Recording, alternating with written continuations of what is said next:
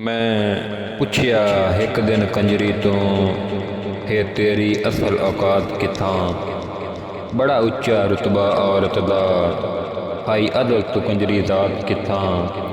कित शर्म हया नू मारिया ए तेरी घुंड घुंगुर तू जात किथां।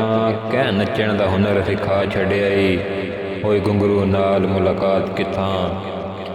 सुख सड़ गई है कोठी खाने विच तेरी हसरत ते जज्बात किथां। तेरे साज च बाकी सोज नहीं तेरी सुर सरगम नगमात किथां। तेरी अल्लड़ शोख जवानी है वंज कीती ओ खैरात किथां। वदी बिस्तर बिस्तर विकदिए कई रात किथां कई रात किथां। ते अगू कंजरी का जवाब सुनना है।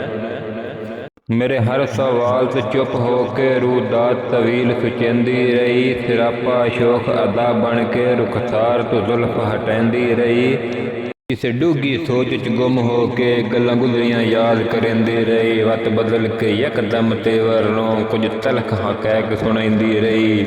अखी नूड के आखे हाय बिस्तर मैं तू जिंदगी दी गुजरान ना पुछ। गल छेड़ने इज्जत शराफत दी खुददारी दा नुकसान ना पुछ।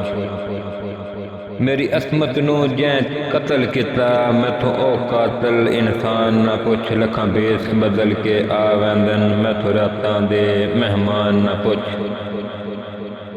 जेड़ा आउंदा मेरी चौखट ते ओ होश हवास खिड़ा बांदा।